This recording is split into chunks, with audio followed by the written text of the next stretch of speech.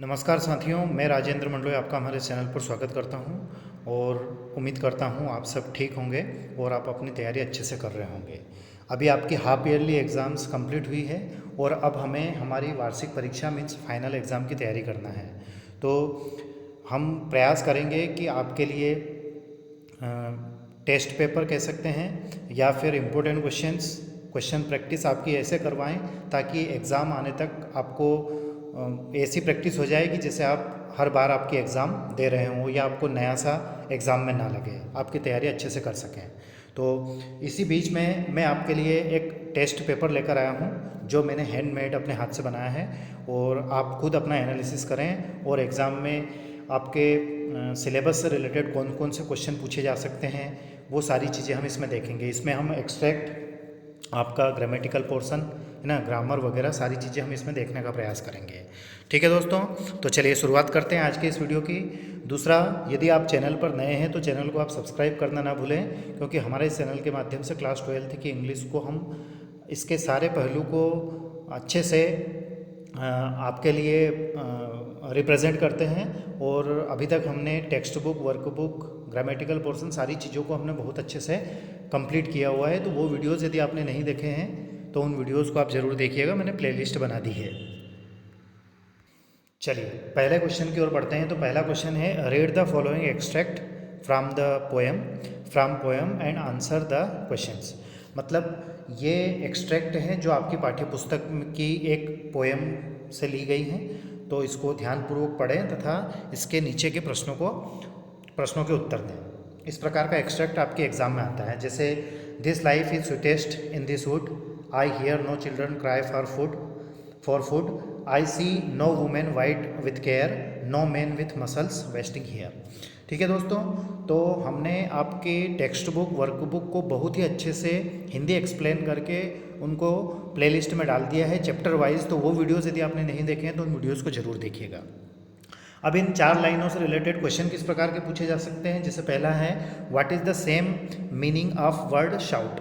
ठीक है, शाउट का समानार्थी इनमें से क्या है। सेम मीनिंग के स्थान पर वो कई बार सिनोनिम भी पूछ लेते हैं कि सिनोनिम क्या है। तो सिनोनिम का अर्थ भी पर्यायवाची होता है। तो शाउट का अर्थ होता है चिल्लाना। तो देखिए यहाँ पर एक वर्ड दिया गया है क्राई, तो इसका आंसर क्या हो जाएगा, क्राई हो जाएगा। अगला क्वेश्चन है, माफ़ कीजिएगा, यहाँ पर ऑप्शन भी दिए गए हैं जैसे हियर, केयर, क्राई और सी। तो ऑप्शन नंबर 3 इसका सही रहेगा, क्राई। अगला क्वेश्चन है, what is the opposite of word shortest. Shortest का अपोजिट क्या है। अपोजिट के स्थान पर वह कई बार ऐसा दे देते हैं कि what is the antonym of word shortest. तो एंटोनिम का अर्थ भी विलोम होता है और अपोजिट मतलब भी विलोम होता है। तो सोर, SOUR, सोर का अर्थ होता है खट्टा या कड़वा। तो इसका विलोम शब्द देखना है तो डिपेस्ट, स्वीटेस्ट, हैप्पीएस्ट और स्वीटर। तो देखिए यहाँ पर स्वेरेस्ट मतलब सुपरलेटिव डिग्री में पूछा गया है, तो स्वीटेस्ट इसका आंसर आएगा। ओके, जैसे यहाँ पर 2 ऑप्शन दिए गए हैं, सबसे मीठा और से मीठा, और यहाँ सोरेस्ट मतलब सबसे कड़वा या सबसे खट्टा। क्वेश्चन नंबर 3 की ओर चलें, give the name of the poem and poet. इन लाइनों को यदि आप ध्यान से देखोगे तो आप यहाँ पर देखोगे कि इन माई कंट्री है ना, आपकी पोएम से लिया गया है। और इसके राइटर, इसके पोएट का नाम आपको मुझे कमेंट्स करके बताना है, क्योंकि मैं सारे ही आंसर यदि आपको बता दूंगा तो आपके लिए भी तो मुझे कुछ छोड़ना है, आप खुद मेहनत करें। तो ये लाइनें किस पोएम से ली गई है, उसके पोएट और उस पोएम का नाम भी आपको बताना है। क्वेश्चन नंबर नेक्स्ट है, what is the plural form of women.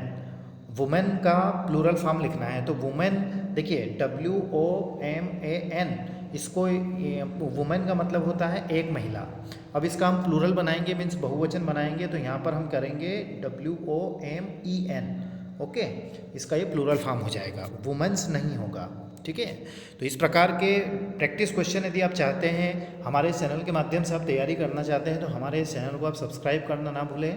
Bell icon को दबाएं, जो साइड में बेल आइकॉन होती है घंटी, उसको दबाएं ताकि जो भी वीडियोज़ हम आपके लिए प्रोवाइड करें वो आप तक पहुँच जाए। इसी क्रम में अगला क्वेश्चन है, क्वेश्चन नंबर 2। ये भी एक्सट्रैक्ट ही है, तो इसको पढ़ते हैं। But what am I, only a captive chain to the earth, in silence I grow old, in silence I wither and die. ठीक है, तो इसको हमने पढ़ लिया।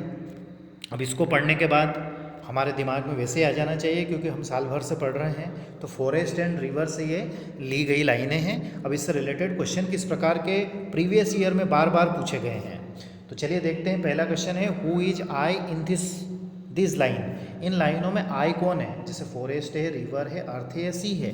तो देखो कैसे पता चलेगा कि ये आई कौन है।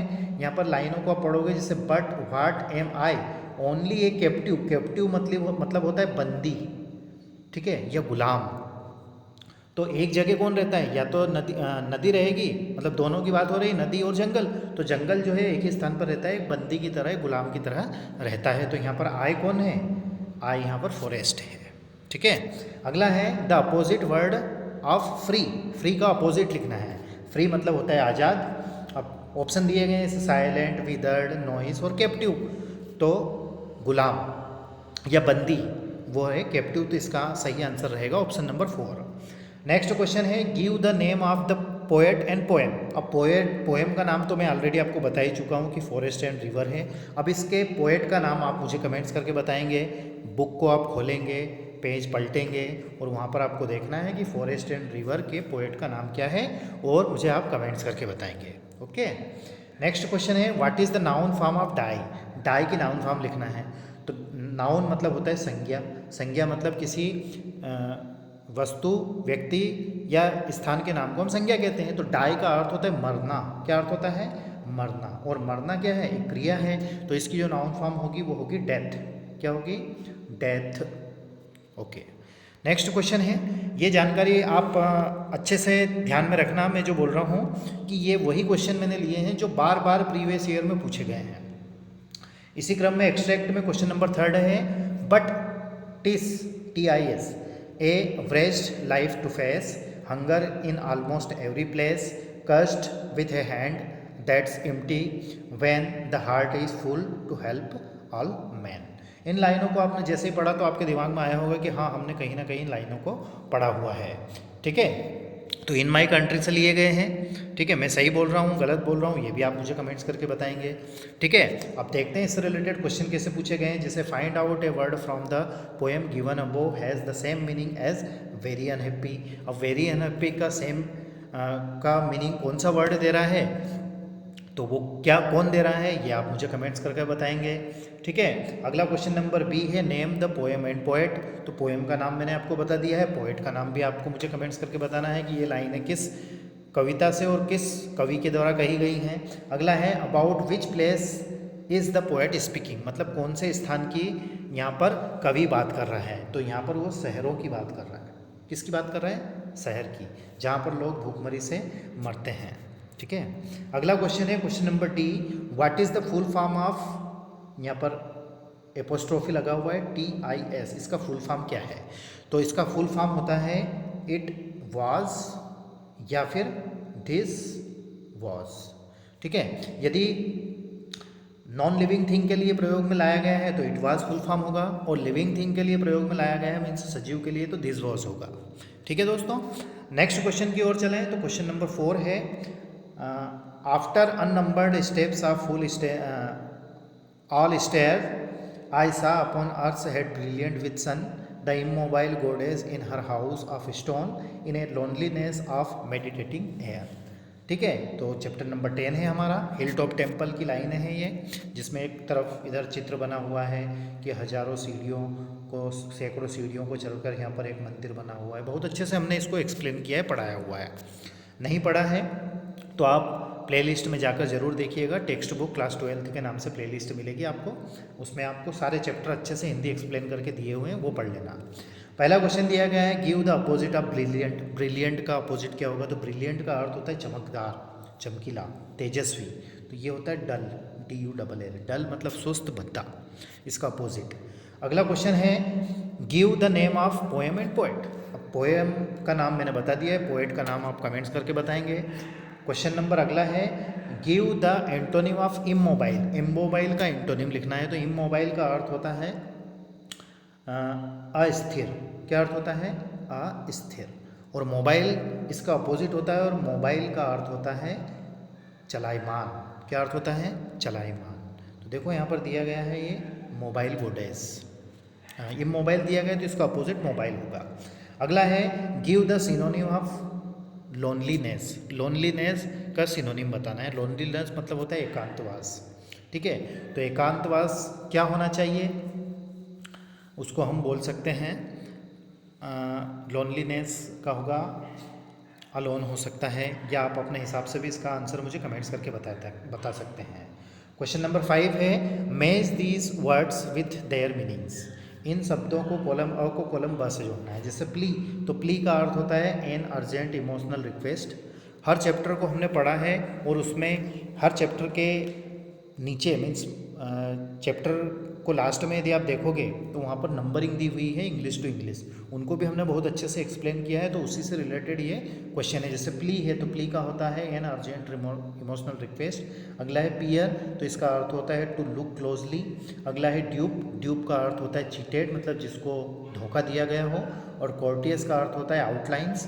पर्च का अर्थ होता है जब पक्षी उड़कर आता है और किसी शाखा पर बैठ जाता है तो उसको बोलते हैं पर्च, मतलब to land and stay on branch. Okay, ये उसका आंसर होगा। नेक्स्ट क्वेश्चन की बात करें तो इसमें फिल इन द ब्लैंक से है, मतलब रिक्त स्थानों की पूर्ति करना है। जैसे पहला दिया गया है last night I found 1 rupee note. अब ऑप्शन दिए गए ए एन द या जीरो आर्टिकल। तो यहाँ पर इस नाउन के उच्चारण को देखेंगे। जैसे उच्चारण है वन, तो इसके उच्चारण की शुरुआत हिंदी वर्णमाला के व्यंजन से हो रही है। तो यदि किसी नाउन के उच्चारण की शुरुआत हिंदी वर्णमाला के व्यंजन से हो तो हम ए का प्रयोग करते हैं। ग्रामर के भी लगभग सभी चीज़ें हमने कंप्लीट कर दी हैं, चाहे वो नरेशन हो, आर्टिकल हो, है ना, कंजंक्शन हो, एक्टिव वॉइस, पैसिव वॉइस हो, प्रीपोजिशन हो, सारी चीज़ें मैंने प्लेलिस्ट में डाल दी हैं, तो उनको भी आप जरूर देखिएगा। नेक्स्ट क्वेश्चन है question number 2 children noise. Option है मेक या मेक्स। तो चिल्ड्रन एक प्लूरल है, मतलब बहुवचन है, मतलब इसका अर्थ होता है बहुत सारे बच्चे। तो जब सब्जेक्ट प्लूरल हो तो हम वर्ब की फर्स्ट फॉर्म लगाते हैं, तो मेक इसमें आएगा। यदि सिंगुलर होता तो मैक्स लगा देते हैं। अगला क्वेश्चन नंबर 3 है we get the tickets we will call you, मतलब एज सुन एज और नो सुनर, तो यहाँ पर आएगा as soon as. As soon as we get the tickets we will call you. अब कुछ स्टूडेंट कह सकते हैं कि सर एज सुन एज का अर्थ भी जैसे ही होता है और नो सुनर का अर्थ भी जैसे ही होता है, लेकिन यदि यहाँ पर नो सुनर आता तो नो सुनर के जस्ट बाद में हेल्पिंग वर्ब आती है, जैसे डिड, डज, डू, है ना। लेकिन यहाँ पर हेल्पिंग वर्ब नहीं है, तो हेल्पिंग वर्ब नहीं है तो यहाँ पर नो सुनर नहीं आएगा, यहाँ पर एज सुन एज आएगा। ठीक है, ओके। अगला क्वेश्चन है ही इज़ इन यूएसए। अब आर्टिकल का यूज़ करना है। Article means a, an, the या फाई, इनमें से किसी एक का प्रयोग करना है। तो यहाँ पर यूएसए है तो इसके पहले हम द का प्रयोग करते हैं। ठीक है, अब आपके दिमाग में डाउट आ सकता है कि सर किसी देश का जो नाम है, जैसे यूएसए मतलब यूनाइटेड स्टेट ऑफ अमेरिका, तो किसी देश के नाम के पूर्व आर्टिकल का प्रयोग नहीं होता है। लेकिन यदि किसी देश के नाम के पूर्व यूनाइटेड, यूनियन या रिपब्लिक आ जाता है तो उसके पहले हम आर्टिकल द का यूज़ करते हैं, डेफिनेट आर्टिकल द का यूज़ करते हैं। आर्टिकल को भी हमने बहुत अच्छे से एक्सप्लेन किया है, वो वीडियोस भी यदि आपने नहीं देखे हैं तो उन वीडियोस को भी ज़रूर देखिएगा, प्लेलिस्ट बना दी है। क्वेश्चन नंबर 5 है he is good English in of art 8, इनमें से क्या आएगा। तो यदि हम इसका हिंदी उच्चारण करें, अर्थ करें, तो होगा कि वह अंग्रेजी में अच्छा है, तो हम इन लगा देंगे, लेकिन वो गलत हो जाएगा। यहाँ पर आएगा 8। अब 8 क्यों आएगा, क्योंकि गुड एक ऐसा एडजेक्टिव है जो अपने साथ 8 प्रीपोजिशन लेके चलता है, तो यहाँ आएगा 8। ओके, अब डू एज डायरेक्टेड की बात करते हैं। तो डू एज डायरेक्टेड में मतलब ग्रामर है, तो ग्रामर हमने बहुत अच्छे से कर रखी है, ग्रामर की मैंने प्लेलिस्ट बना दी है, तो उन वीडियोस को ज़रूर देखिएगा। जैसे पहला है गो देयर, इसका नेगेटिव करना है तो इसका होगा डोंट गो देयर या फिर डू नॉट गो देयर। अगला है he gave me a book, इसको चेंज इनटू वॉइस, है ना, मतलब इसको एक्टिव वॉइस दिया गया है तो पैसिव वॉइस करना है। तो यहाँ पर इसका आंसर होगा अ बुक इज़, माफ कीजिएगा, a book was given, verb की third form, me by him. Okay दोस्तों, है ना, ये डबल ऑब्जेक्ट वाला एक्टिव वॉइस है, तो इसको हम 2 तरीके से बना सकते हैं। ये वीडियोस नहीं देखें तो उनको भी देखिएगा। क्वेश्चन नंबर 3 है रवि फोर्ट ब्रेवली, मतलब रवि बहादुरी से लड़ा, प्रेजेंट इंडेफिनेट में चेंज करना है। तो प्रेजेंट इंडेफिनेट क्या होता है, प्रेजेंट इंडेफिनेट मतलब वर्ब की फर्स्ट फॉर्म। ठीक है, वर्ब की फर्स्ट फॉर्म, और सिंगुलर है तो वर्ब की फर्स्ट फॉर्म में ऐसे ही है, तो ये होगा Ravi fights, FIGHTS, fights bravely. Next question है Ram said to me they are coming today, है ना, इसको इनडायरेक्ट स्पीच में चेंज करना है, तो इसका आंसर होगा Ram told me that they were coming today. अगला क्वेश्चन है she watch movie for 2 hours, supply the correct form of verb. ये जो वर्ब है इसकी सही फॉर्म लिखना है। तो इस सेंटेंस को यदि हम देखेंगे तो यहाँ पर दिया गया है फॉर, और फॉर सिंस और फॉर जो है वो प्रेजेंट परफेक्ट कंटिन्यूअस में लगता है।